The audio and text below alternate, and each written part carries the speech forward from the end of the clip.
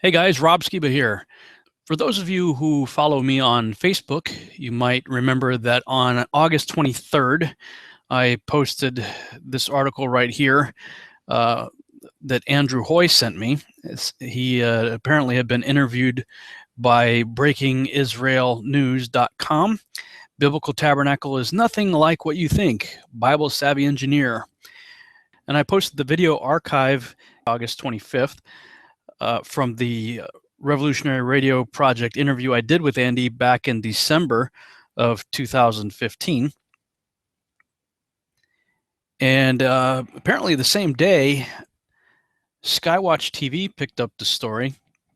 They've got an article right here linking to the same interview that he did. If you click on that, it takes you to the Breaking Israel News, latest news, biblical perspective article. I'm going to go ahead and read that for you here. Biblical Tabernacle is nothing like what you think, says Bible savvy engineer.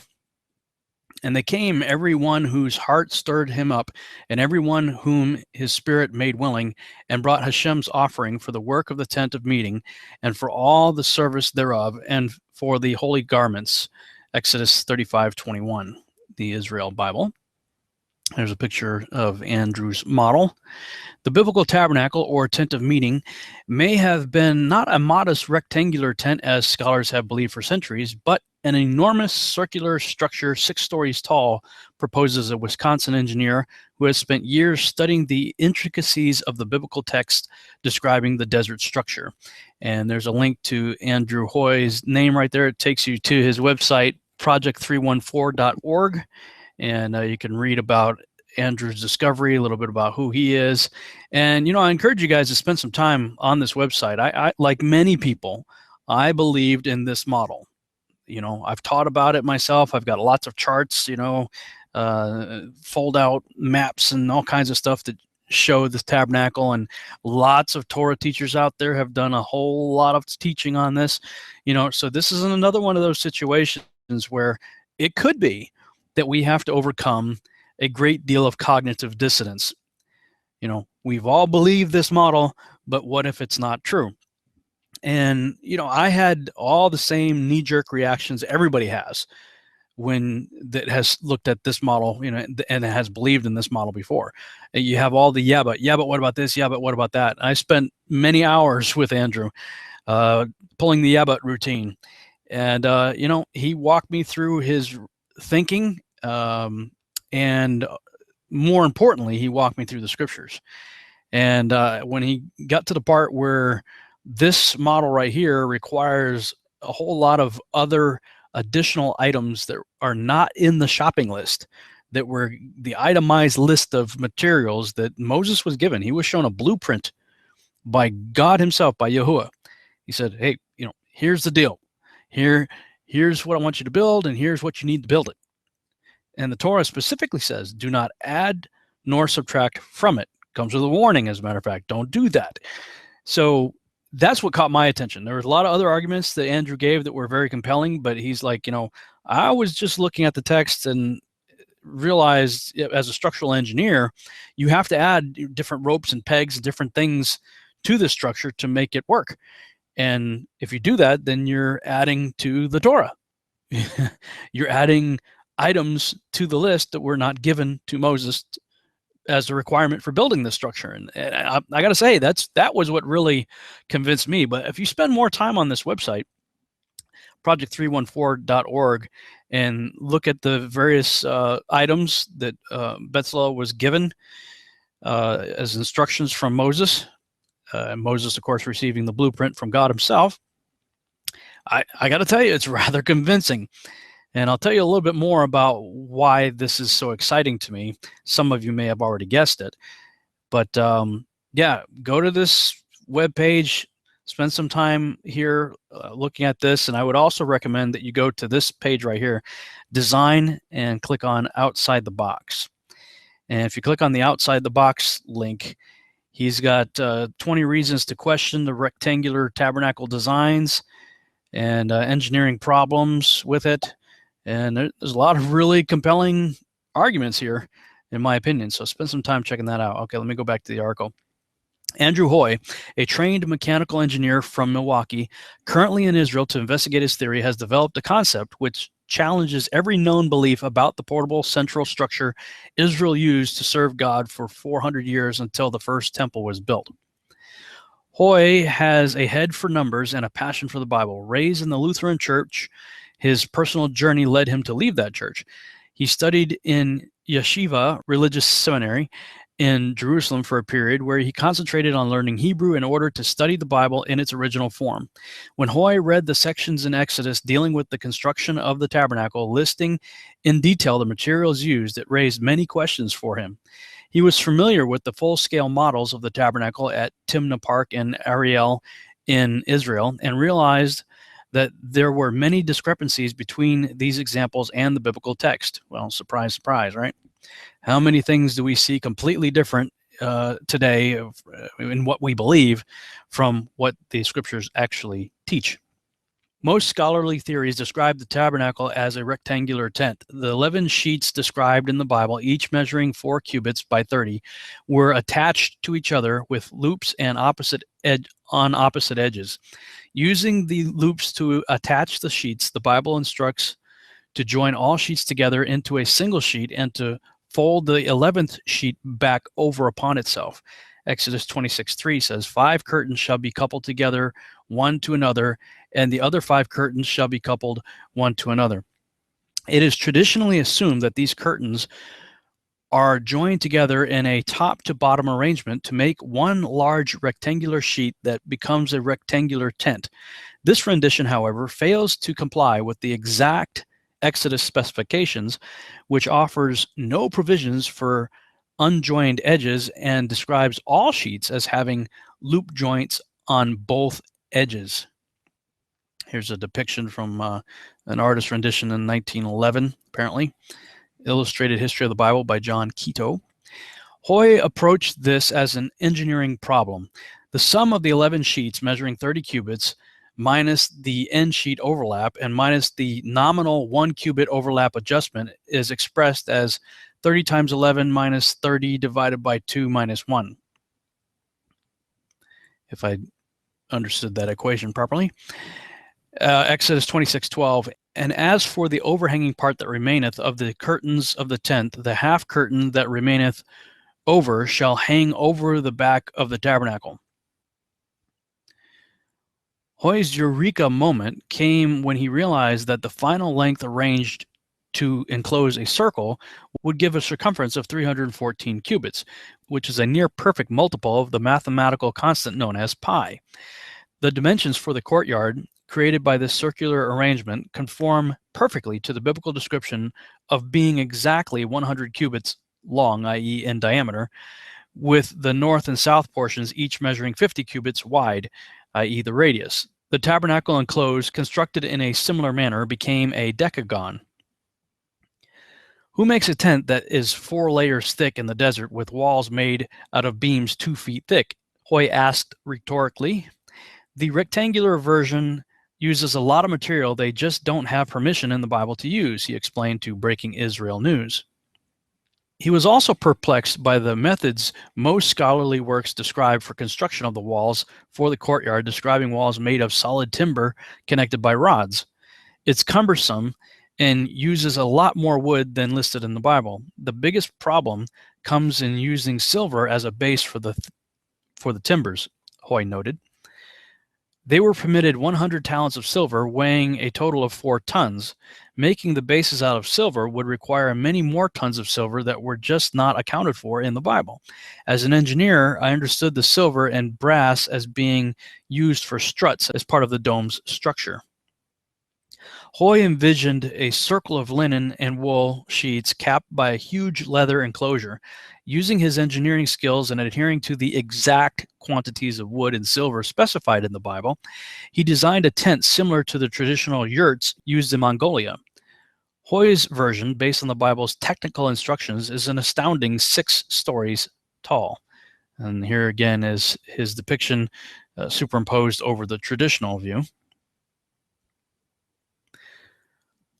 Hoy has created a complete set of plans for the circular tabernacle on design software down to the tiniest hardware in the hopes of creating a scale model based on his circular concept.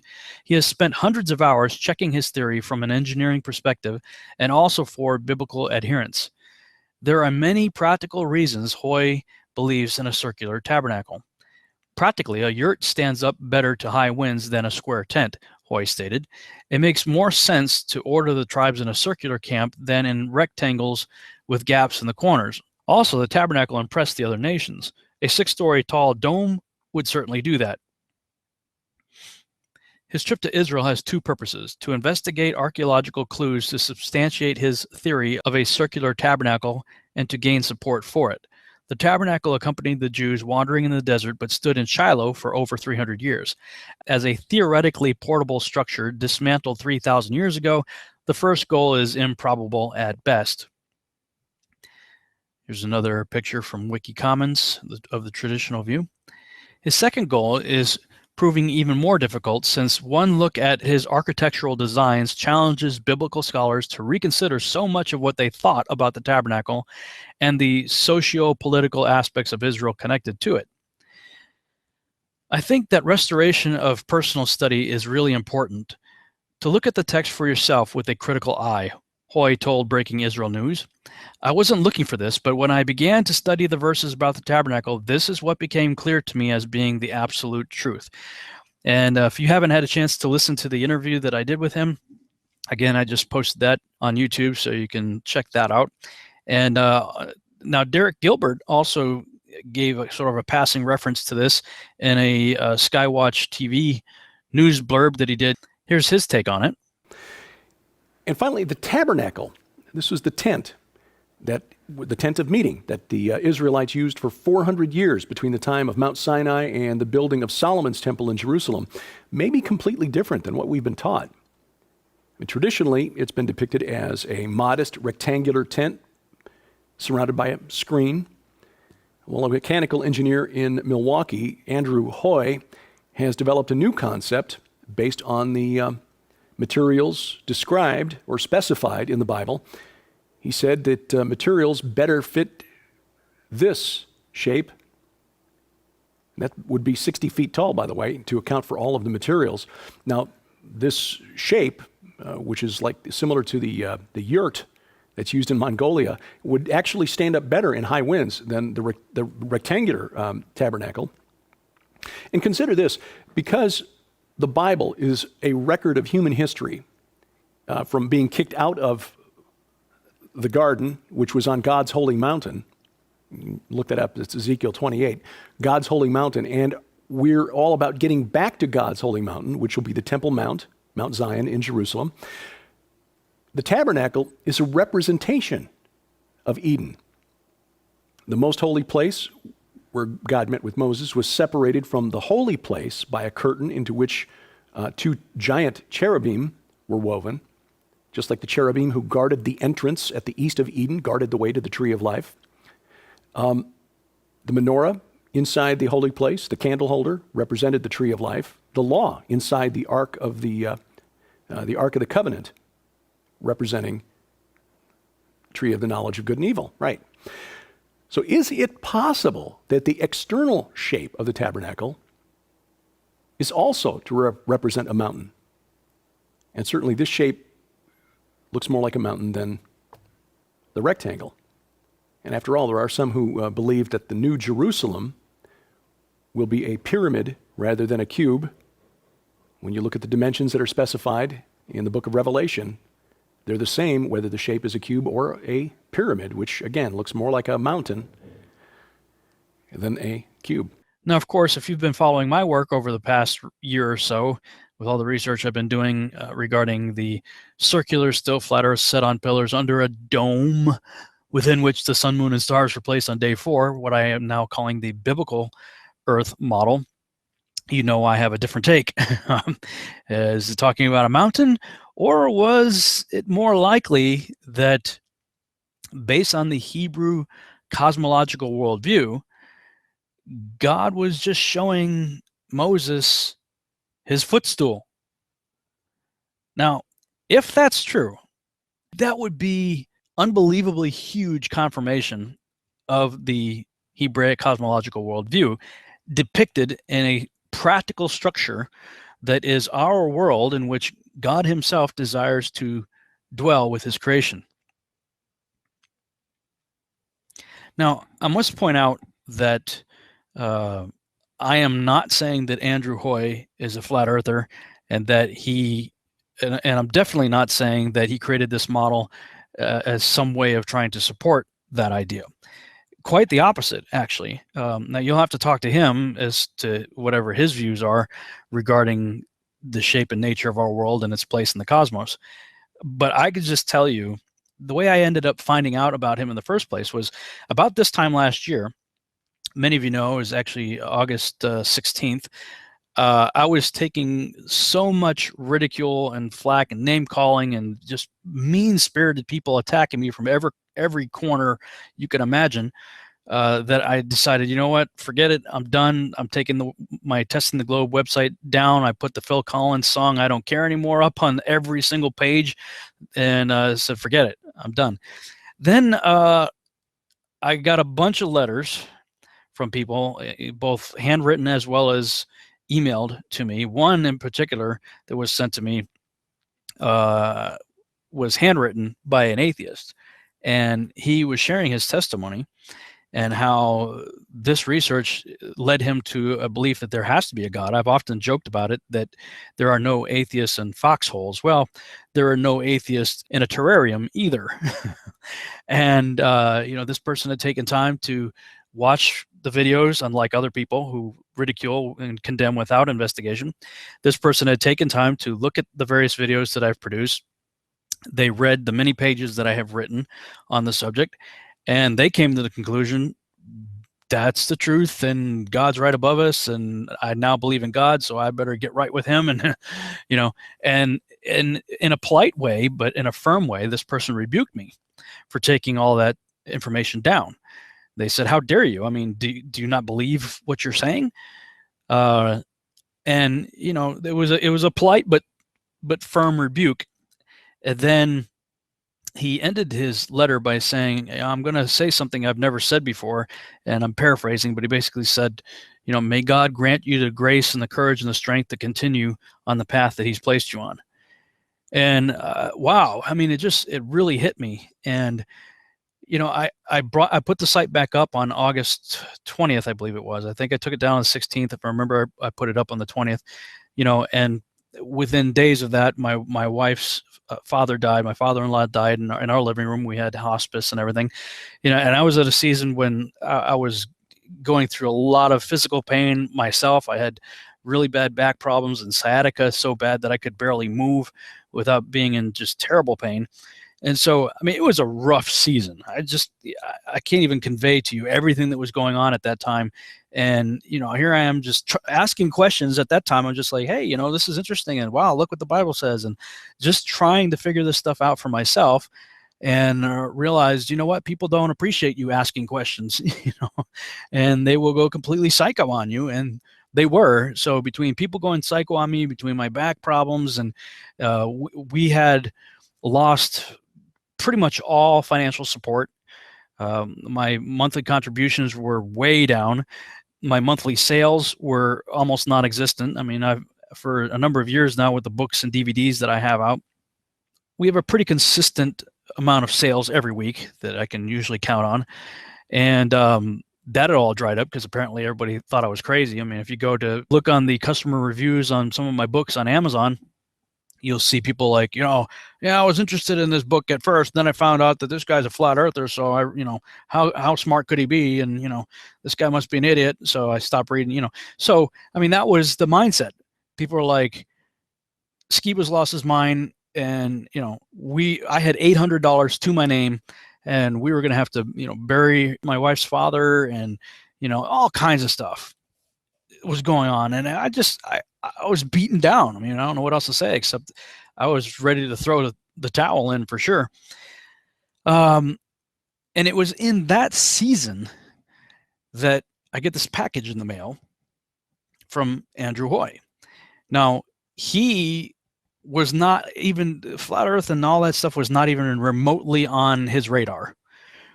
He was just realizing from his own research as a structural engineer, as a Hebrew scholar, and just looking at the text and not adding anything to it, just taking the itemized shopping list as it was. And he comes up with this model.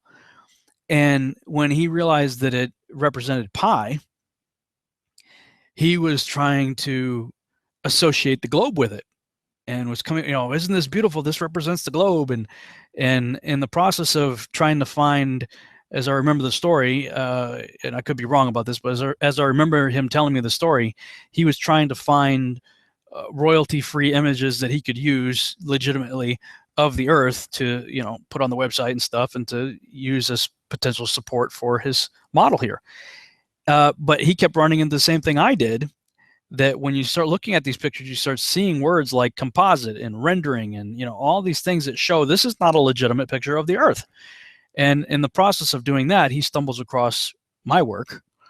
And when I was doing the same questioning, like, what the heck, all these Earths, and look at all this discrepancy, and look at these clone tools, and, do we actually have any representations of the Earth that are real and legitimate? And, various different scales, all the colors always wrong. You got Apollo 11 faking the Earth through the oval window of the capsule. I mean, just lots of stuff. Well, he starts stumbling on some of this stuff, sees this model that I've created of the circular dome enclosed world, and he's going, I think I need to contact this guy. So he sends the stuff, and long story short, I finally get a chance to look at his material. I look at it, and this is when, again, I'm ready to throw the towel on this whole deal. I'm like, man, I just, it was causing more trouble than it was worth. And I see this, and I'm like, really, God, are you kidding me? Could it really be that the tabernacle in the wilderness was a scaled down representation of Yahuwah's footstool? Seriously? And we engaged in some phone conversation for a while. He ended up coming to visit me and spoke at our home Bible study fellowship at Kevin and Amanda's, gave a presentation there. And then, of course, I ended up having him on my radio show, which aired the end of December, the beginning of this year, January 2016. So since then, I have referenced his work a number of times on various shows. Most recently, I'll play this clip right here from an interview that I did with Zen Garcia, who has taken it upon himself to do an extensive study on the firmament and just published a book on it, which I highly recommend you check out. And of course, listen to the shows that I did with him. This clip right here is from the end of the first interview that I did with Zen regarding his book on the firmament. Did you happen to catch the show or have looked into any of the work that Andrew Hoy has done on the Tabernacle in the Wilderness? No, I haven't even heard of him. Okay. Yeah, I'm going to send you on an interesting rabbit trail then. Cool. Yeah. I did an interview with him. I think I posted it early. I think it was the first show in January that I did. But anyway, project314.org. He was a structural engineer, wasn't into flat Earth or anything like that. He had spent time in Israel and really kind of obsessed with looking at the tabernacle in the wilderness. Now, as a structural engineer, he's looking at the shopping list that's given to Moses, because Moses was shown a blueprint, right, that he was supposed to emulate here on Earth, and which means the shopping list that was given to Moses was everything and only what he needed to construct this thing. But he's like, if you look at any model of the tabernacle that's typically set up that people, will create, a replica or whatever, they have to add a whole bunch of hardware that's not given in the shopping list. Added rope, added pegs, and things like that to stabilize, because a rectangle is one of the least structural supported, things you could build, certainly in the wilderness.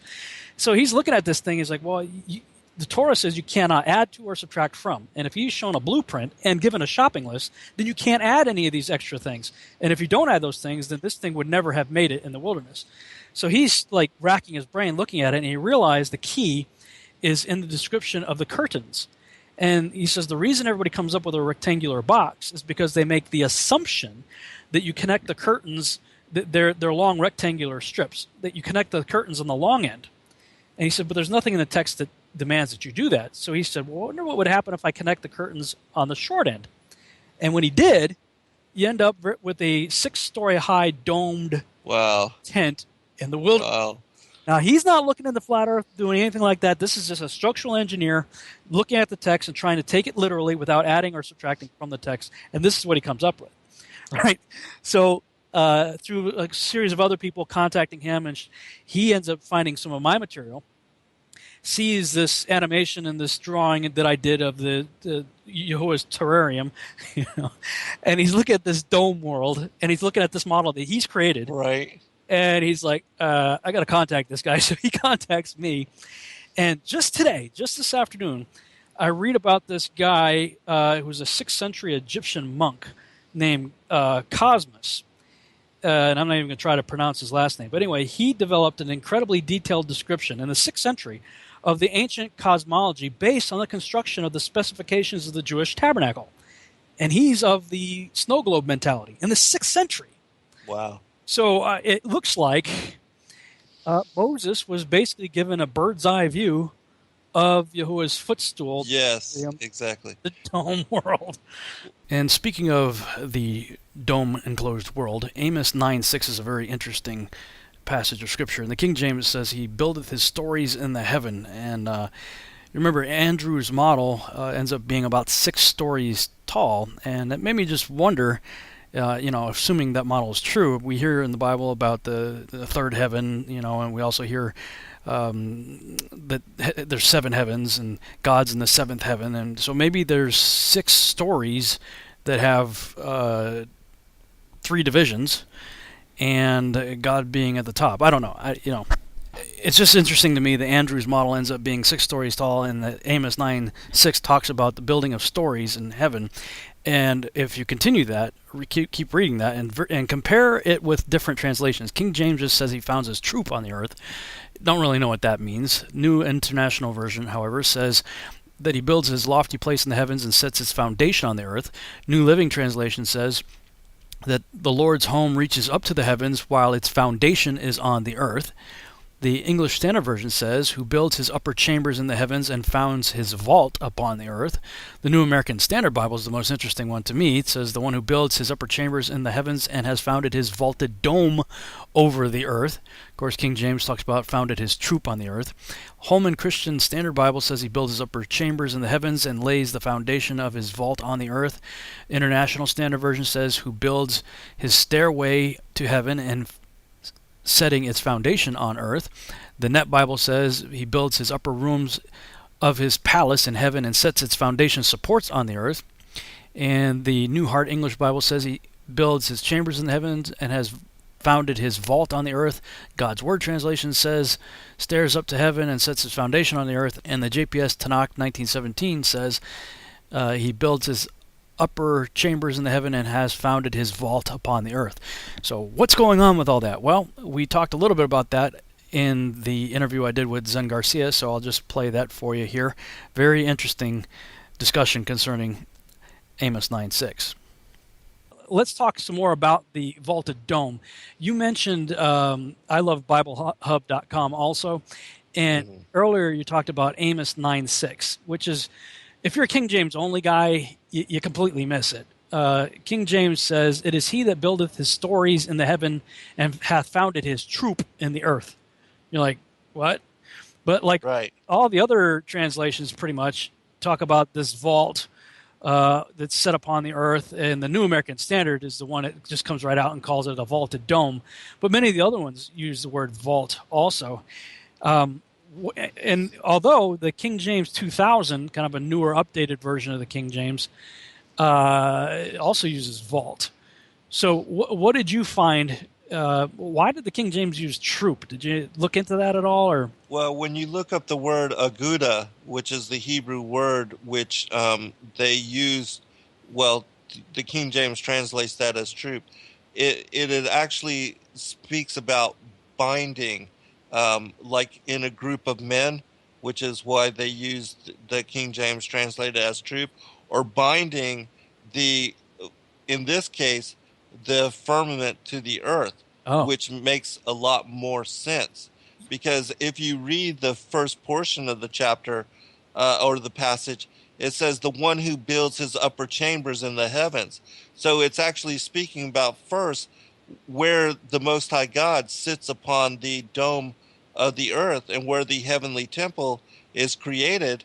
And in my mind, and I explain this in great detail in this particular chapter, that when you look at the context of the passage, it should be translated as the vaulted dome which binds the earth to the firmament. Wow, that's awesome. Yeah, because right in the King James, it's he that buildeth his stories in the heavens. So you got this idea of stories or levels being built in heaven, but founded his troop, his was it Aguda?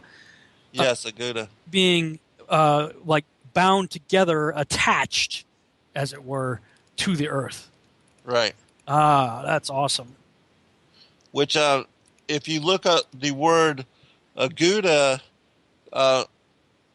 the definitions are band, binding, cords, bands, thongs, slavery, bunch of hyssop, a band of men or troops, and the fourth one, vault of the heavens or firmament, as in binding the earth to the heavens. Wow, that is awesome.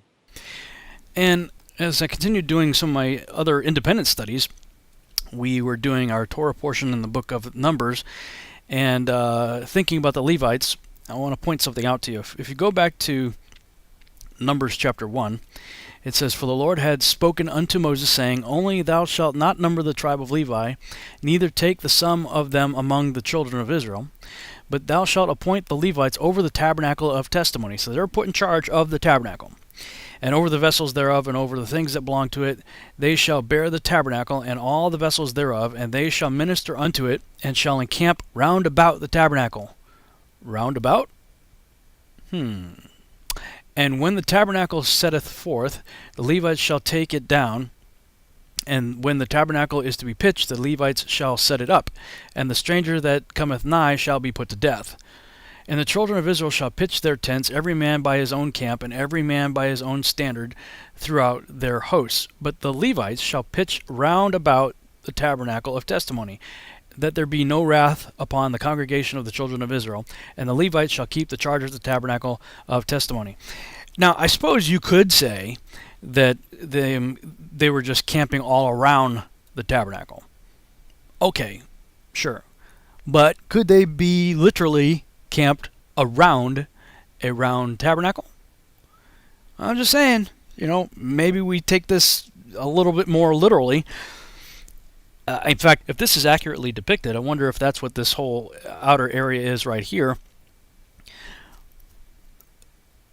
Maybe their tents were along this perimeter all the way around it.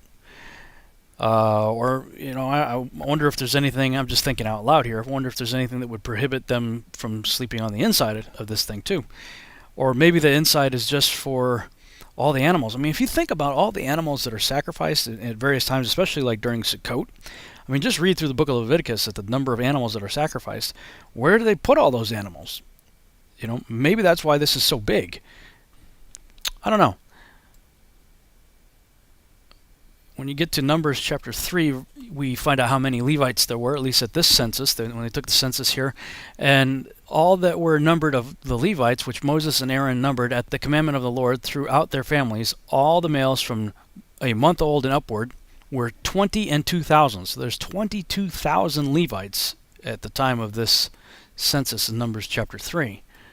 Well, the reason I went back to look at that stuff was because not too long ago we did our Torah portion on Numbers chapter 18, and I was looking at verses 6 through 10 in particular, where it says, "And I, behold, I have taken your brethren, the Levites, from among the children of Israel to you. They are given as a gift for the Lord, to do the service of the tabernacle of the congregation.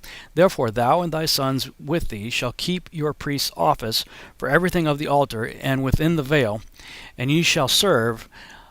I have given your priest's office unto you as a service of gift, and the stranger that cometh nigh shall be put to death.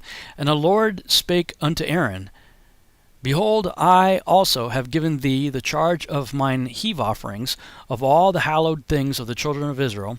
Unto thee have I given them by reason of the anointing, and to thy sons by an ordinance forever.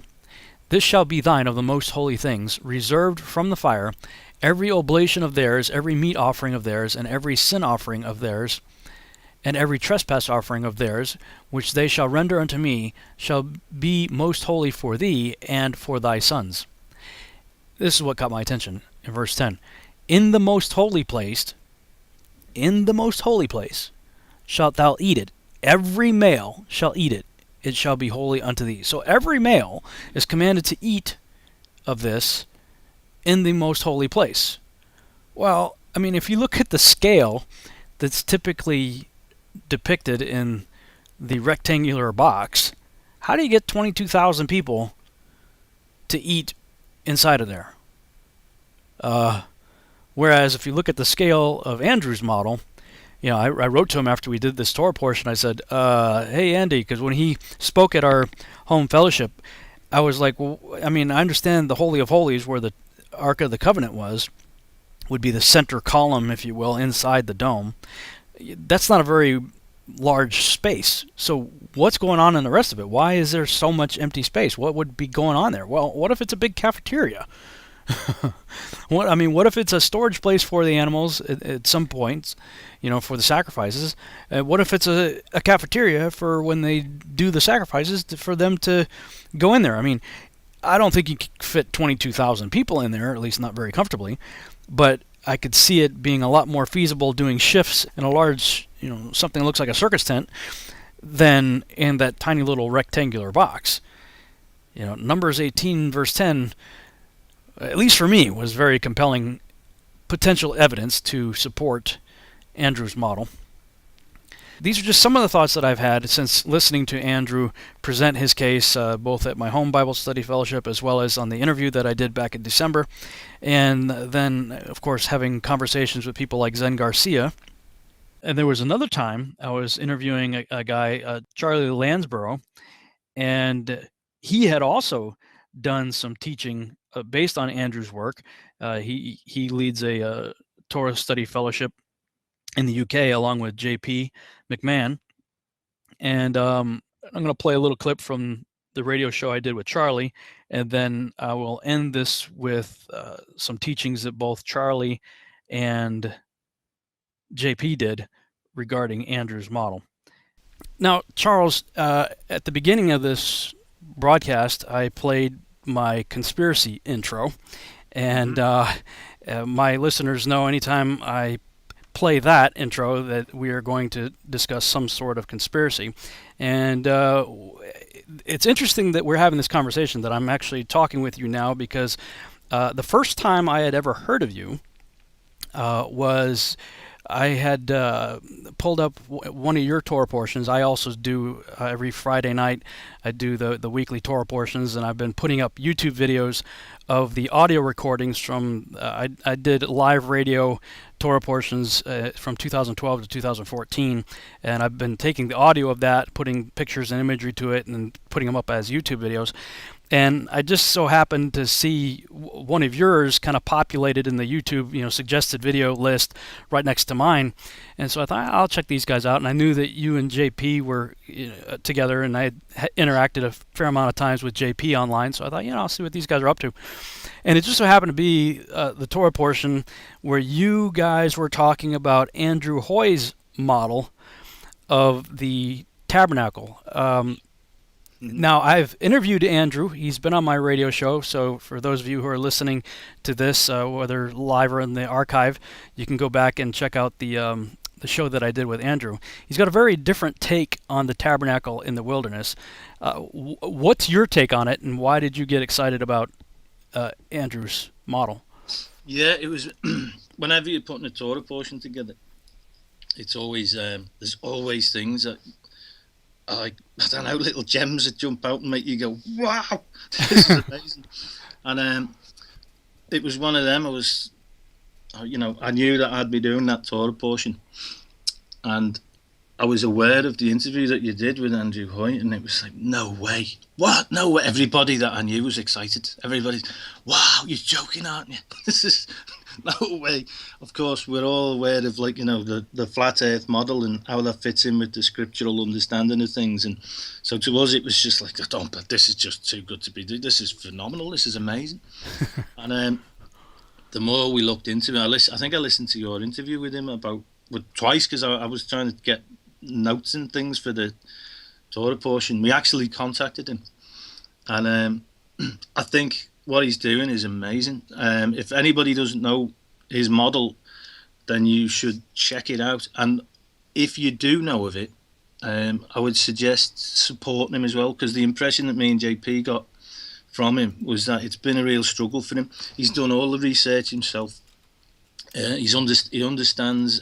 See, what he understands is engineering, but not just that. He understands biblical Hebrew, so he's kind of like uniquely qualified to be able to put together the real model. And this is another thing. See, as we go through the scriptures, walking in the Torah, the Lord keeps revealing things to His people, and it's exciting. It's like, wow, I don't believe this is. I often describe it to people like it's the difference between having a little tiddly portable telly that keeps going off, or having cinematics, surround sound, big widescreen television. It's just, the difference is just, it's not even compatible. And when we come across the Andrew Hoy model for the Tabernacle, it was another one of them moments of just like, wow, this is amazing. Yeah, it always gives more than you expect, doesn't it, the way they go? Yeah, I had, when I received the model, he had actually sent me a whole packet in the mail. And for those of you guys that want to know more about what we're talking about, Andrew's site is project314.org. Project314.org is his website.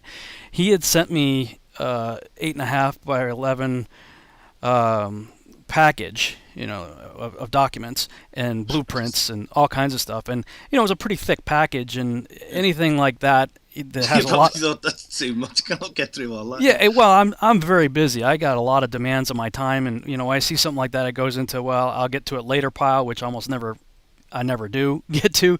But a mutual friend of his contacted me and said, "Did you get a package from Andrew Hoy?" I'm like, "I don't know, maybe. Why?" And they said, "Well, you have got to look at it. Just trust me, you've got to look at it." So when I got home, I went looking, and I found the package, and I'm like, okay, I open it up. And this was at a time when I want to say given up on the flat earth research, but I was getting worn out. That is a mind-bending, paradigm-shifting thing to look into, and it comes with an extraordinary amount of verbal persecution, with people just going completely psycho on you. And I was just tired. I'm like, and then I opened that up, and he's got a circular domed tabernacle. and at first, my knee-jerk reaction, just like to the flat earth subject in general, was, no, we all know it's a rectangle. We've all seen the models. How many times have you seen the Tabernacle in the Wilderness model either depicted or in a book or something, or maybe even seen a live model somewhere? We're all familiar with that. So I was like, no, come on. But when I actually took the time to investigate instead of condemn before investigation, Solomon says, he that answers a matter before he hears it, it's folly to him.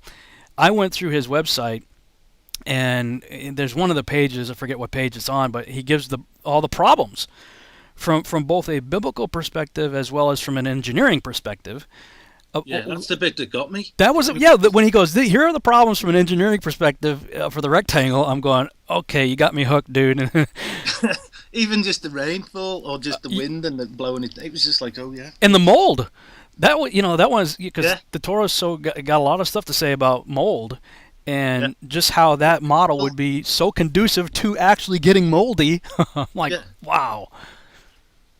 But yeah, I was the same. I just looked at it and I just thought, this is just too good to be true. This is unbelievable. I just couldn't wait for the Torah portion to come round. I was like that. I'm glad it's, because we take turns in Torah portions. I was like that. I'm glad it's my week. I could tell you were very enthusiastic in your presentation of it. It's just exciting, isn't it? I would say though, just to reiterate, if you get a chance and you're in a position to support him, I know he would appreciate it. Yeah, for sure. He hasn't finished his project. He actually wants to build a model of this. And the thing that really excited me, well, in the interview with you, was when I had to like do a double take, and he said this thing would have been about 6 stories high. I was like, no way, and it would have been shining. I was like, oh yeah, you know, I'm talking to you now from my office, and I'm in a rather large office building that has a 6-story high parking garage that I always park my car in when I come here. And so when he was talking about a 6-story high, you know, structure, every time I pull into my office now, I'm looking at this parking garage going, wow, that thing would have been very impressive and scary for the enemies of Israel, especially with he was saying that the skins would be, you know, semi-transparent, and with the fire, the pillar of fire lighting the thing up like a big eyeball at night. Whoo, man. Yeah, it's amazing. So, well, the whole thing with studying the Torah is it just keeps giving you more and more of these truths that just make you do the same thing of, wow, no way. Now, perhaps the tabernacle actually looked more like this. There's a guy called Andrew Hoy who's done a lot of work. JP's been in touch with him, and we will have a little look at this later. 6 stories high, massive. Now, the noun Mishkan is formed by adding the Hebrew letter Mem. Now, the Mem is a Hebrew pictograph of a wave of flowing water. If you add a Mem to the prefix, always animates, taking whatever verb it is to add it to a continually flowing state. The Mishkan, therefore, is nothing less than a special realm where the Shekinah presence of Jehovah constantly rests upon and points to the Messiah. The whole thing about this tabernacle is that we get a picture of the Messiah, and we'll see that as we go through the individual bits. It all points to Yeshua. The Word became flesh and did what? Dwelt Shekinah among us, and we beheld his glory. Scripture shows us a preview of the future redemption as his desire to dwell among his people will be fulfilled. Revelation 21:3. I heard a loud voice from heaven saying, behold, the tabernacle of God is with men, and he will Shekinah with them, and they will be his people, and God himself will be their God. Now, it says that he has to make this after the pattern of. It's nuts. Everything points to Yeshua. The word here for pattern is tavnit. Okay, it is a noun derived from the verb root banah. Banah is also the root for son. A son is the pattern or the likeness of the father. The verb banah is converted to the noun tavnit by adding a tav at the beginning and a tav at the end. That's a tav in the shape of a cross, and it means it leads to the covenant. So the Hebrew letter tav is a representation of the covenant. And I heard a great voice out of heaven saying, behold, the tabernacle of God is with men, and he shall Shekinah with them, and they shall be his people, and God himself shall be with them and be their God. Get this, and God shall wipe away all tears from their eyes, and there shall be no more death, neither sorrow nor crying, nor shall there be any more pain, for the former things are passed away. And he that sat upon the throne said, behold, I make all things new. And he said unto me, write, for these words are true and faithful.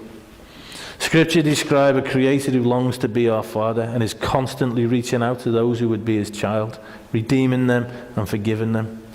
The word Shekinah is also the word for neighbor. Jehovah has always longed to dwell with mankind. He built us a place to live, and in this bit of scripture he's asking the people to build a place for him to come and dwell with them. But he's building a temple with living stones, and that is us. That's an incredible thing, isn't it? The Mishkan tells the story of restoration of all things, and it always points to Messiah, the Word made flesh. Please note, what happened inside the Mishkan was never intended to accomplish salvation or even the remission of sins. The point was that Jehovah had already made provision for every single thing that was being played out on the earth in the Mishkan before the foundation of the world. Long before creation was declared complete, a perfect, holy, unblemished lamb was slain. That was the heavenly reality to the Creator who was outside of time. Every single drama played out on the altars of the replica served merely and was intended to serve merely as an earthly shadow of the heavenly reality. All these things are to point us to the reality and also point us to the Messiah. And I think if we just take this idea of the Ark of the Covenant representing Messiah, the wood, which talks about the fact that he was scourged and he was pierced, that he was a human, he was a man, and he knew what it was like. His gold, the fact that he's deity.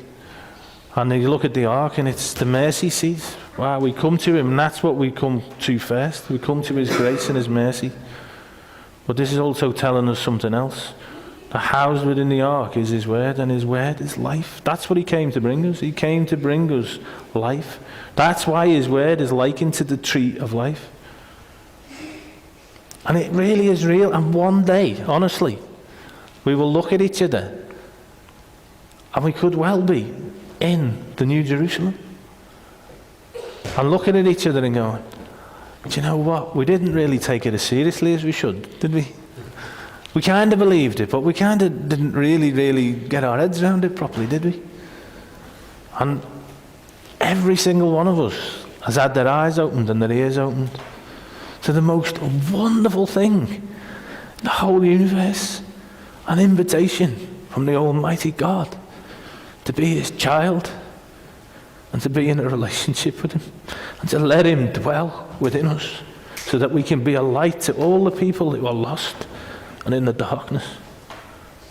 Amen. Okay. Right. Controversy. Oh. Oh. Chapter 26. Okay. Chapter 26 is all about the linen curtains, and it's all about the way that the tabernacle was constructed and what it would have looked like. We know a chap, or JP has been in touch with a chap called Andrew Hoy, who's appeared on a broadcast with Rob Skiba. He talks about the fact that this model that we have of the tabernacle is actually, because he's an engineer, this guy, and he's a Hebrew scholar, he says it actually is really bad engineering. It's a very unstable structure, and he gives many reasons why he thinks that this is completely wrong. And he actually says it makes much more sense that it would look like this. And he actually has gone into doing the calculations, and what convinces him more than anything else is that in looking at the dimensions, he comes up with a figure which is pi to within an accuracy of 0.05% in error. Now pi, obviously, as we all know, it's just speaking of one thing, isn't it? The fact that this is a circle. So this man has looked at the Hebrew. He's in the process of actually getting funds together to build one of these. The thing that fascinates me is, we've got this picture of this little thing here, right? If it's built like this, rather than having these put like this, he's saying they were put side to side, so it would create this big circle. This thing would be 6 stories high. That's amazing, isn't it? Seeing that in the desert, imagine the people from afar off going, ooh, they've probably never seen anything like it. 6 stories high, this huge big dome-shaped thing. And it's a much better structure, and a circle speaks of eternity as well. It's got so many, he's gone into detail with the Hebrew. We tried to buy the documents off him, but he won't let us share them with anyone, because he doesn't want to get out before he's put his video together. And bless him, I hope he gets all the funding he needs and he can do it. So if you get a chance, check him out. His name's Andrew Hoy, is that right? And he says the sheets joined at longer edges employed a roof there. He just says this is wrong. It's not a good model. He says the sheets are joined versus the shorter edges, and that gives you the circumference that we talked about earlier. Full-size tabernacle rendering. This is the round computer model that he's generated. It says, after their exodus from Egypt, Israel built their great wilderness tabernacle at the foot of Mount Sinai. This tent was called the Mishkan, or dwelling place in Hebrew. It was created with an assembly of fabric sheets.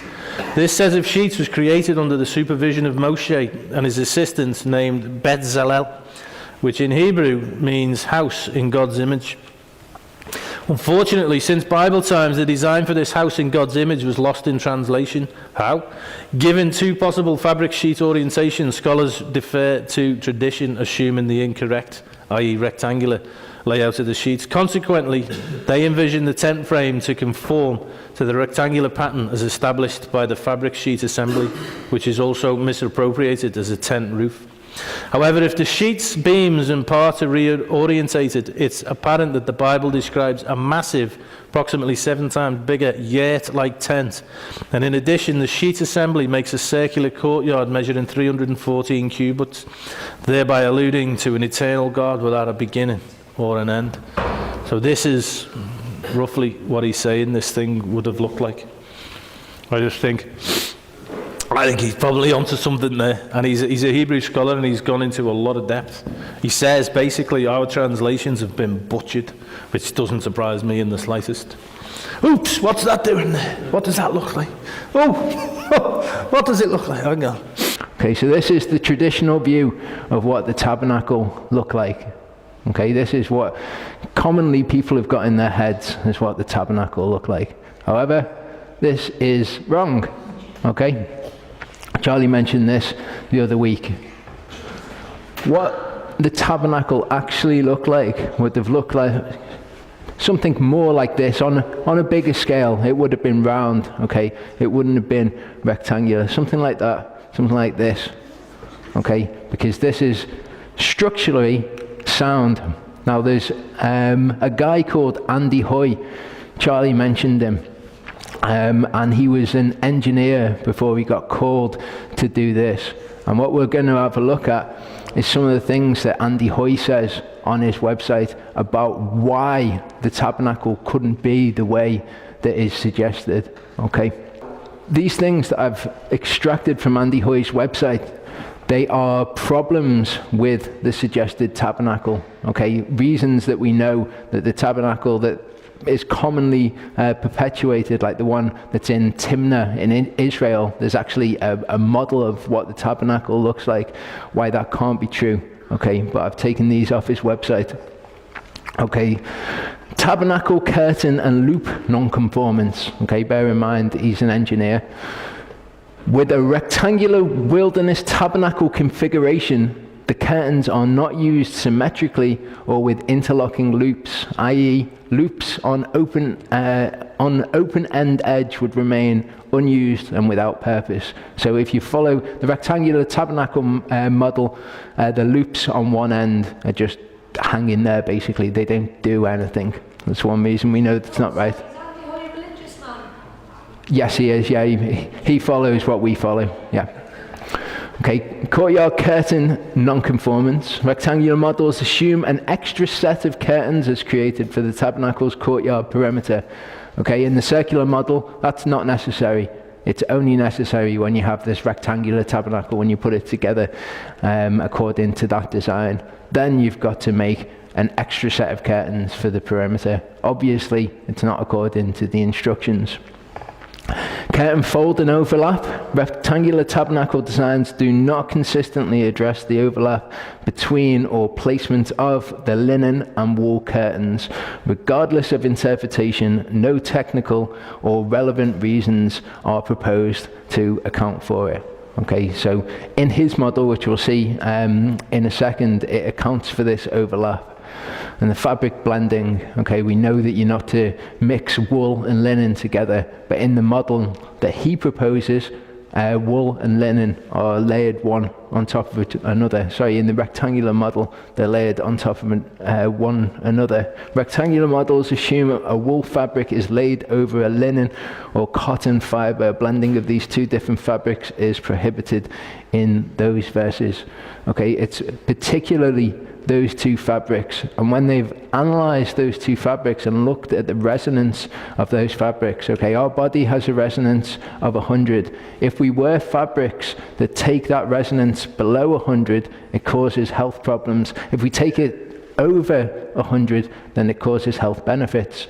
Now, wool and linen both have a resonance of 5,000. So on their own, they're very good for us to wear. If we wear them in combination with each other, what happens, the frequency of them is the same, and it actually cancels out the frequency, so it takes it to 0, okay, which is the worst thing that we could possibly wear. So the Word of God says, do not wear these two things together, okay, otherwise it'll have bad health connotations for us. Okay, obviously it's something that we've only been able to understand why that might be the case in recent years. They just did it out of trust. Yehovah said it, okay, we're going to do it. Okay, it's not necessary for us to understand the instructions of Yehovah in order to do them.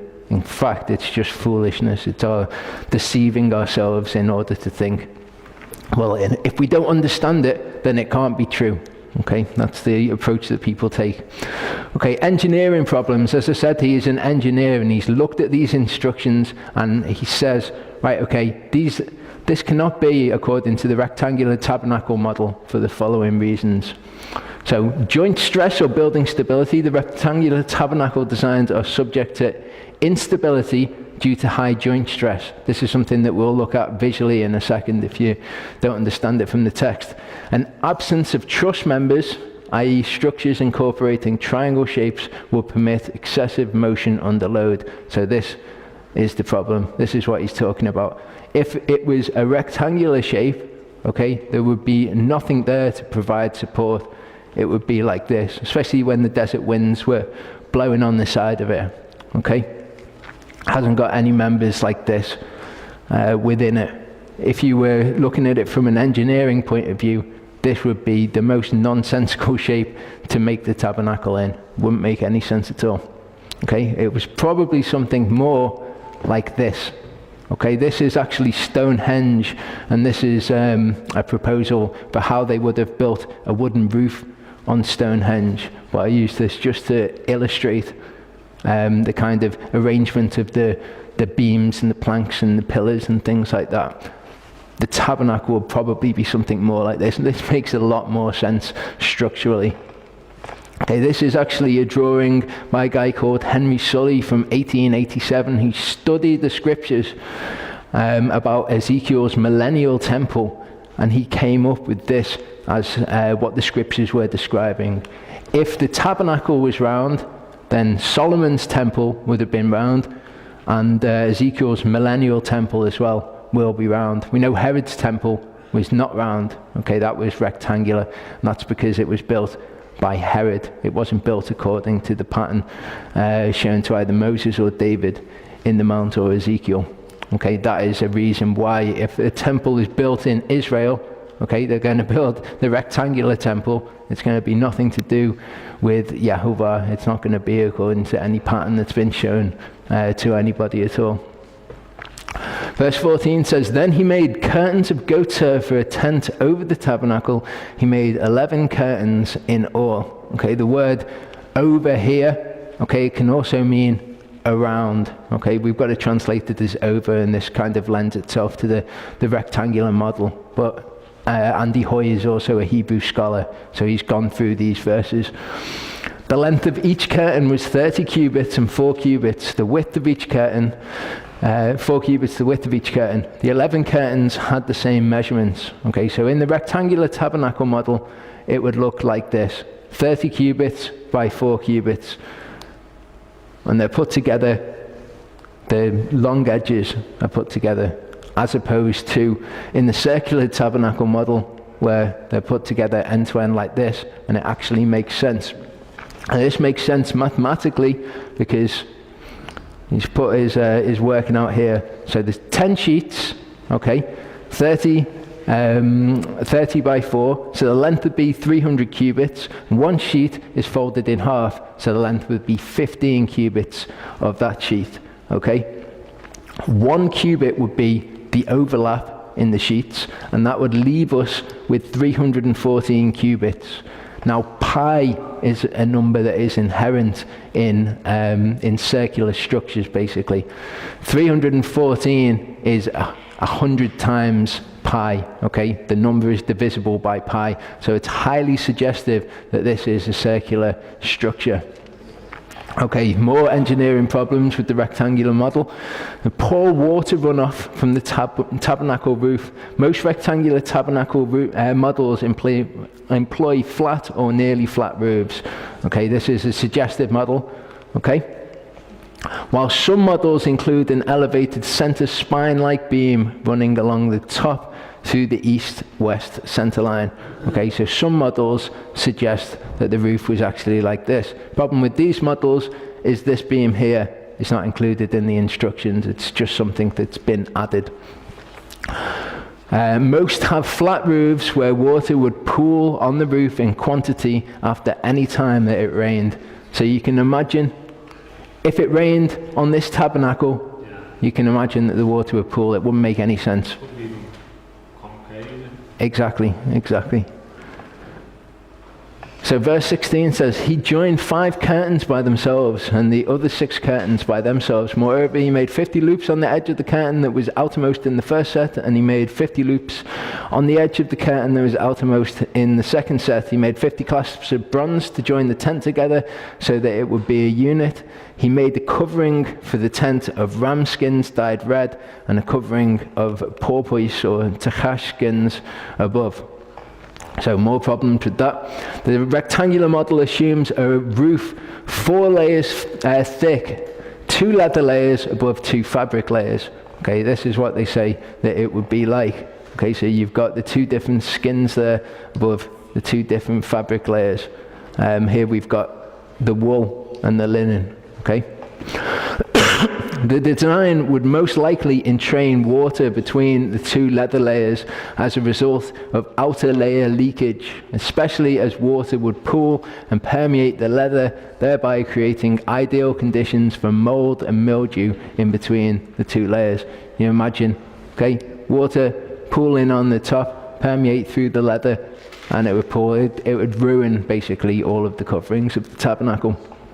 Furthermore, the 4 layers of material would insulate a space in a hot desert climate that would probably require little need for insulation. You can imagine if you're in the middle of the desert and then you cover it with linen and then with goats and then with 2 layers of leather. Okay, can you imagine what it would be like to go inside that tent? Andy Hoy's model is actually single layer on the outside, okay, and the heat would then be able to escape from it. Okay, it's also, if you imagine what it would look like in the circular model, okay, he says that it's 6 stories high. That's what it works out as. And these are leather layers that would have light inside them. So what it would actually do is it would shine light out into the desert. It would be this amazing structure. People would be able to see the Israelites with this amazing structure in the middle of them, shining light out across the desert, being literally a light to the Gentiles. Finally, the sharp square corners would ultimately stress the leather as well as the curtain fabrics where they bent around the top of the structure. These are just practical considerations, okay? Then he made the boards for the tabernacle of acacia wood, standing upright. 10 cubits was the length of each board, and 1.5 cubits the width of each board. There were 2 tenons for each board, fitted to one another. Thus he did for all the boards of the tabernacle. He made the boards for the tabernacle, 20 boards for the south side, and he made 40 sockets of silver under the 20 boards, 2 sockets under one board, and 2 tenons and 2 sockets under another board for its 2 tenons. So these were massive, big pieces of wood covered with silver. Okay. Then for the second side of the tabernacle, on the north side, he made 20 boards, and there 40 sockets of silver, 2 sockets under one board, and 2 sockets under another board. For the rear of the tabernacle to the west, he made 6 boards. He made 2 boards for the corners of the tabernacle at the rear. They were double beneath, and together they were complete to its top, to the first ring. Thus he did with both of them for the 2 corners. There were 8 boards with their sockets of silver, 16 sockets, 2 under every board. Then he made bars of acacia wood, 5 for the boards on one side of the tabernacle, and 5 bars for the boards on the other side of the tabernacle, and 5 bars for the boards of the tabernacle for the rear side to the west. He made the middle bar to pass through the center of the boards from end to end. He overlaid the boards with gold and made their rings of gold as holders for their bars, and overlaid the bars with gold. Okay, so what is actually happening here? You've got these massive, big, thick pieces of wood that are overlaid with silver and they're overlaid with gold. Would it make any sense to put them together in the way that is suggested? to put them together right next to each other, huge, big, thick pieces of wood, okay? Not only would the rectangular tabernacle wall be difficult to fabricate and erect, okay, it would be difficult to make and put up, but use of such large beams without any practical purpose is wasteful, to say the least. Okay, why are they big, huge, thick blocks of wood? If they're just to make a wall, why would you make them out of big, thick blocks of wood? The wood has no load to carry, whereas the Levites maintaining the tabernacle would have a great load to carry. Okay, if you were going to make these massive beams, then it would be because they were load-bearing. It would be because they were to carry weight. Okay. Depending on a cubit standard and wood type or density, beams might weigh between 300 kilograms and 3 tons each. Assuming a total of 40 boards are employed in the sanctuary on the north and south walls, plus 6 on the west, and another 9 at the entrances of comparable size, the end result would be a building weighing between 30 and 150 tons for the wood alone, and measuring between 200 and 1,200 square feet. This is over 1 ton for every 10 square feet of space. Okay, think about how small 10 square foot of space is. Okay, that's a ton just for that. What would be the purpose in that? Okay, it doesn't make sense. A round tabernacle built from practically the same materials would result in a surface area nearly 20 times greater than its rectangular counterpart. That would make a lot more sense. Okay, this is how they suggest that those beams were put together. Okay, right next to each other, huge, big, thick blocks of wood, and we'll just use them right next to each other, and we'll make the tabernacle that way. Okay, doesn't make any sense. That is how Andy Hoy suggests that they would be put together. You can see the size of the suggested rectangular tabernacle there, and then you can see the size of the tabernacle as he says that he envisions it from the instructions that are given. You can imagine all of the beams of wood would be used to construct this, okay, and they'd all be spaced out. Okay, rectangular buildings are subject to asymmetrical wind loading. Okay, remember again, he's an engineer. Much more than a round structure, which is substantially more aerodynamic. So what he's saying basically is that there's going to be this big structure sticking up in the middle of the desert where the winds are going to be high. Okay, it's going to create loads of wind resistance, whereas something that is dome-shaped, the wind is just going to go around it instead. Because they offer great wind resistance, they need to be firmly anchored to endure desert winds. This is evident from the rectangular tabernacle model installed in Timnah, Israel, which uses heavy-duty tie-down straps for anchoring, because it doesn't work. Okay, heavy-duty tie-down straps weren't part of the instructions. Okay, the Israelites weren't going to have them, and that's what's needed to make this model work. Exactly. Rectangular models use thick wood beams or planks, which is not consistent with typical building practices. Again, it doesn't make sense for you to make it out of the stuff that it's made out of if they're going to be put one next to another. According to most interpretations, beams would range from plywood thickness to 1/2 to 1 cubit thick, which is 9 to 25 inches thick. Okay?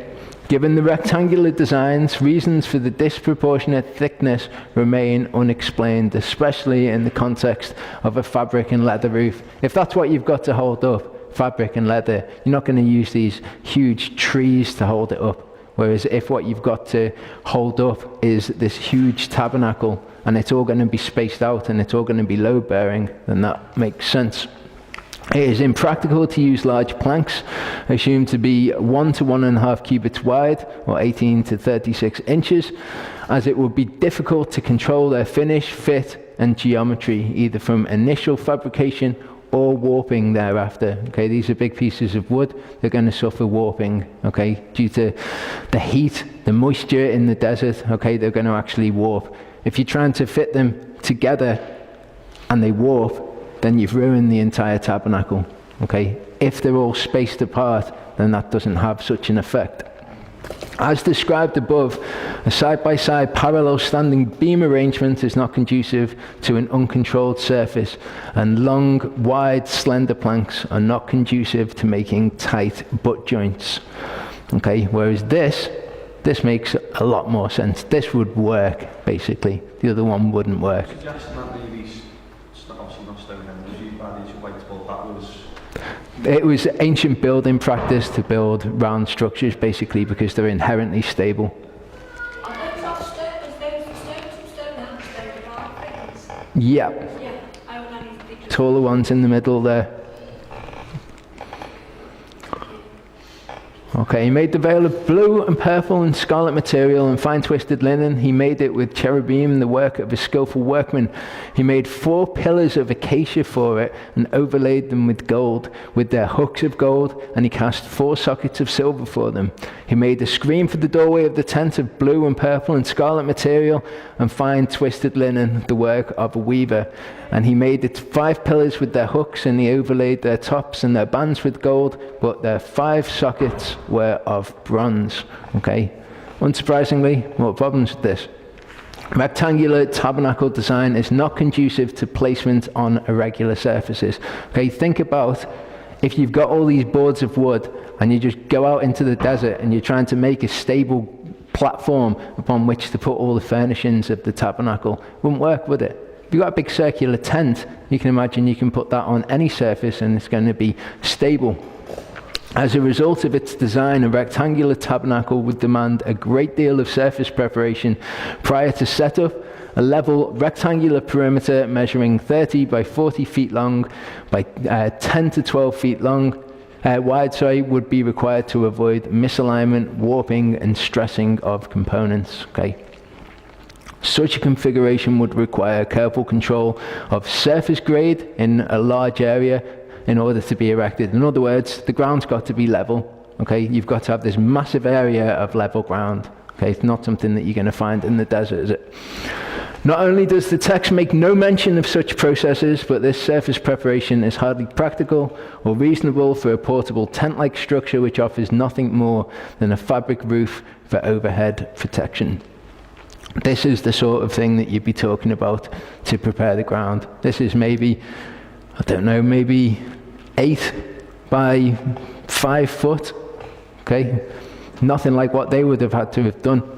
And they'd have to do this every time they wanted to put the tabernacle somewhere. They'd be doing it on sand as well. Doesn't make any sense that they'd be doing this.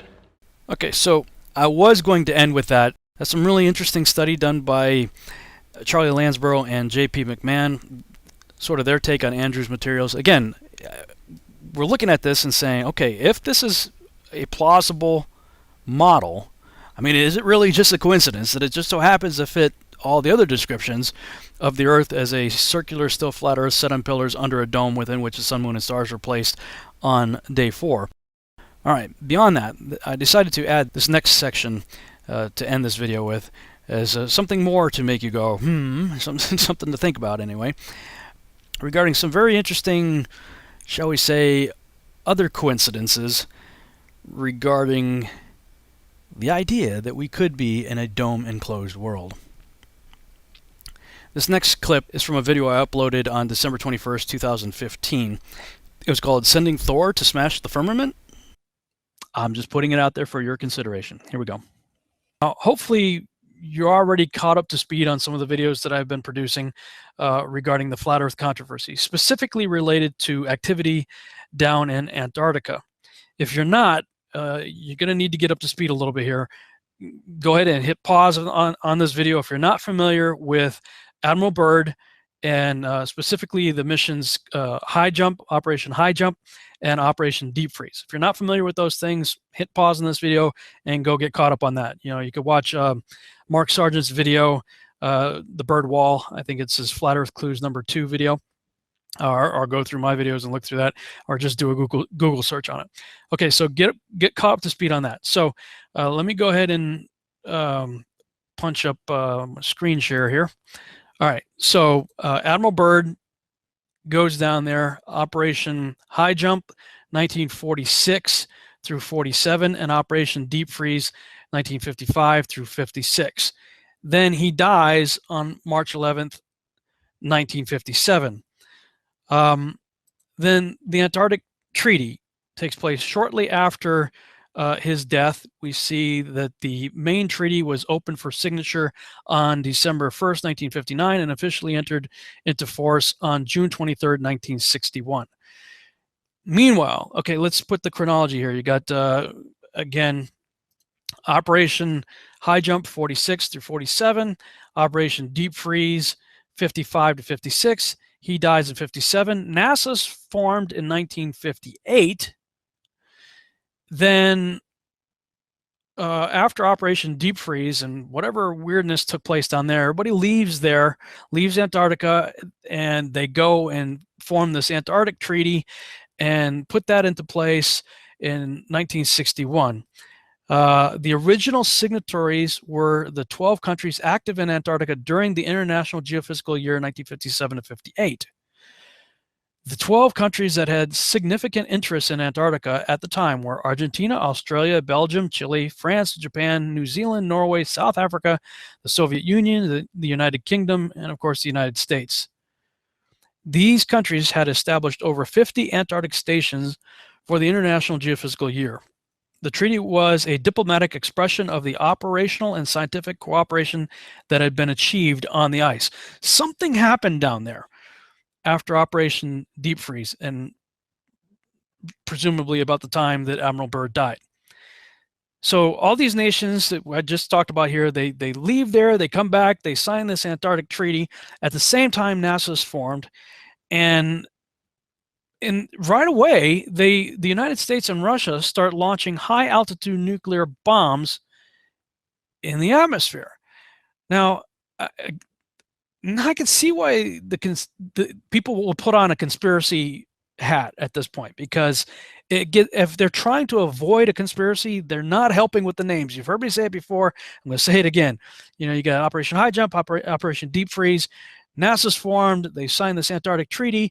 And then when you look at the high-altitude nuclear bomb tests that began here, I'm going to go ahead and read Operation Dominic here. Operation Dominic was a series of 31 nuclear test explosions with a 38.1 megaton total yield conducted in 1962 by the United States in the Pacific. This test series was scheduled quickly in order to respond in kind to the Soviet resumption of testing after the tacit 1958-61 test moratorium.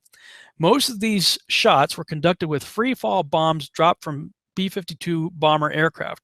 20 of these shots were to test new weapons designs, 6 to test weapons effects, and several shots to confirm the reliability of existing weapons. The Thor missile was also used to lift warheads into near space to conduct high-altitude nuclear explosion tests. These shots were collectively called Operation Fishbowl. Operation Dominic occurred during a period of high Cold War tension between the United States and the Soviet Union, since the Cuban Bay of Pigs invasion had occurred not long before. Nikita Khrushchev announced the end of a 3-year moratorium on nuclear testing on 30 August 1961, and Soviet tests recommenced on 1 September, initiating a series of tests that included the detonation of Tsar Bomba. President John F. Kennedy responded by authorizing Operation Dominic. It was the largest nuclear weapons testing program ever conducted by the United States and the last atmospheric test series conducted by the U.S., as the Limited Test Ban Treaty was signed in Moscow the following year. Now, check this out. If you click on Operation Fishbowl, we learn about Operation Fishbowl here. It was a series of high-altitude nuclear tests in 1962 that were carried out by the United States as part of the larger Operation Dominic nuclear test program. The Operation Fishbowl nuclear tests were originally planned to be completed during the first half of 1962, with 3 tests named Bluegill, Starfish, and Orca. The first test attempt was delayed until June. Planning for Operation Fishbowl, as well as many other nuclear tests in the region, was begun rapidly in response to the sudden Soviet announcement on 30 August 1961 that they were ending a 3-year moratorium on nuclear testing. The rapid planning of very complex operations necessitated many changes as the project progressed. All of the tests were to be launched on missiles from Johnston Island in the Pacific Ocean north of the equator. Johnston Island had already been established as a launch site for United States high-altitude nuclear tests rather than the other locations in the Pacific proving grounds. In 1958, Lewis Strauss, then chairman of the United States Atomic Energy Commission, opposed doing any high-altitude tests at locations that had been used for earlier Pacific nuclear tests. His opposition was because of fears that the flash from the nighttime high-altitude detonations might blind civilians who were living on nearby islands. Johnston Island was a remote location more distant from populated areas than other potential test locations. In order to protect residents of the Hawaiian Islands from flash blindness or permanent retinal injury from the bright nuclear flash, the nuclear missiles of Operation Fishbowl were launched generally toward the southwest of Johnston Island so that the detonations would be farther from Hawaii. Araka was to be a test of about 1 megaton yield at very high altitude, above 1,000 kilometers. The proposed Araka test was always controversial, especially after the damage caused to satellites by the Starfish Prime detonation, as described below. Araka was finally canceled, and an extensive reevaluation of the Operation Fishbowl plan was made during an 82-day operations pause after the Bluegill Prime disaster of 25 July 1962, as described below. And you could go on and read about Kingfish and all this stuff. Okay, so we got Operation Dominic, within which we have Operation Fishbowl. Now, with the tinfoil hat on, playing conspiracy theory here, the flat earthers are claiming, and I think it's a reasonable claim, that, you know, if that model is true, then we know we have a circle, the circle of the earth as described in the Bible, surrounded by Antarctica, the outer rim, that has a 200 or 300 foot ice wall, cliff, that keeps everything in, hence Operation High Jump. You got to get over that, right? So it looks like, at least from the flat earther perspective, that probably during Operation Deep Freeze, they may have found the edge of the dome, presumably anywhere from 800 to 1,200 miles inland from the coast. Then everybody pulls out, signs this treaty, says nobody can go back except under the express guidelines of the international community that signed the treaty. So then all of a sudden the United States and Russia engaged in these high altitude nuclear tests, and the United States calls theirs Operation Dominic, within which we have Operation Fishbowl. Now, hold that thought. This is all happening.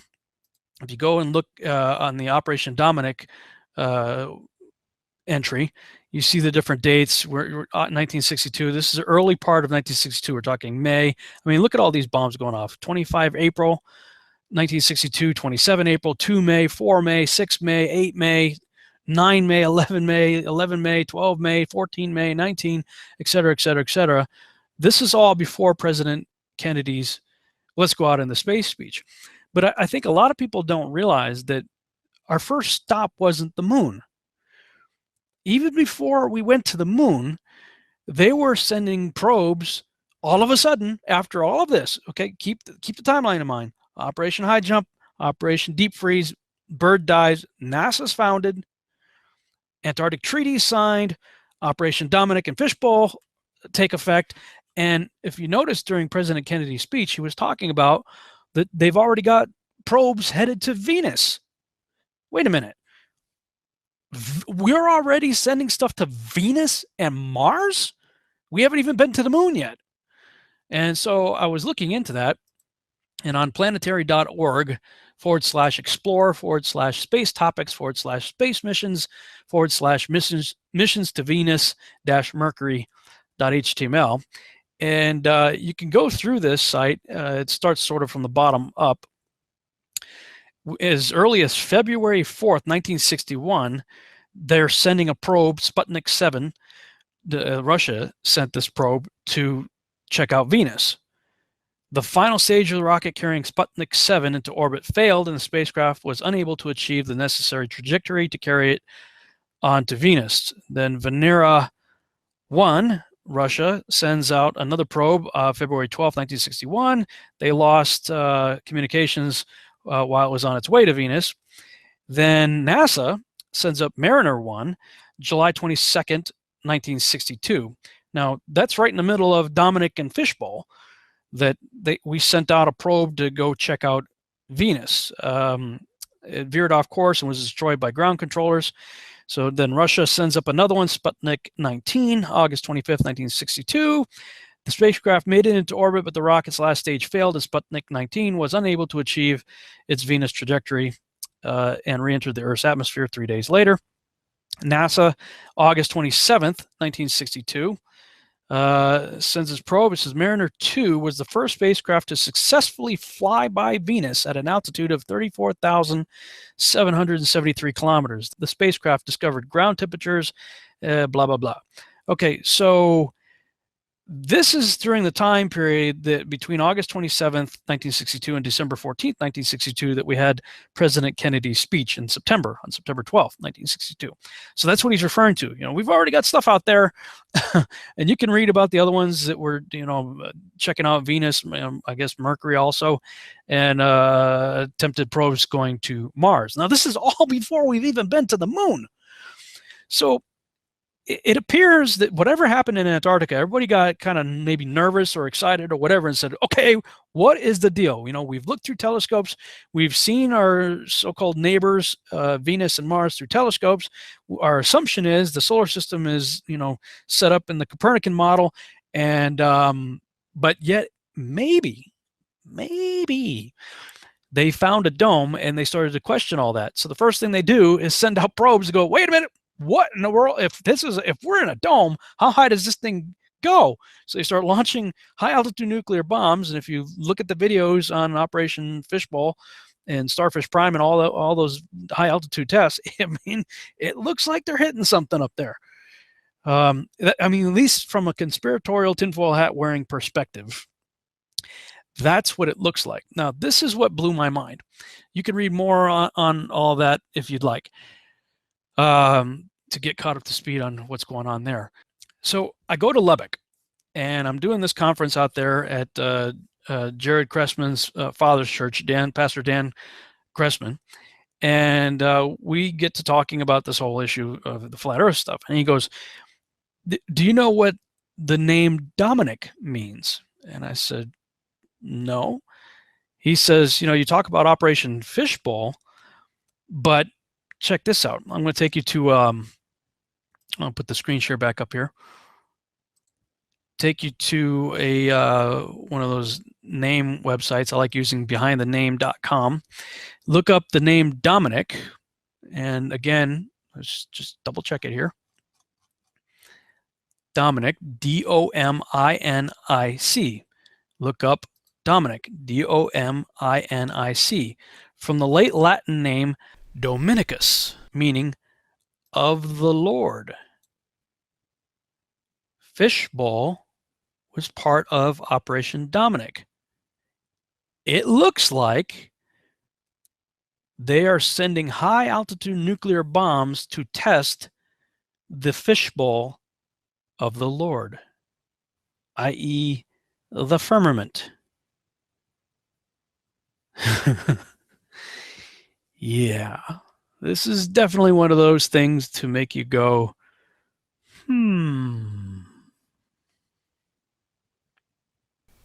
Okay, and here's one more for you. I'll leave you with this. Werner von Braun, right? Mr. Nazi Project Paperclip founding member of NASA, is down in Antarctica looking around for moon rocks. Of course, this is before we've even allegedly been to the moon, so it's not like you could pick up a rock and flip it over and it would say, "Hey, made on the moon, distributed from Antarctica." Let that sink in, all right? Why were they looking for strange rocks to claim they're from the moon? Well, after his death, this is what we find on his tombstone.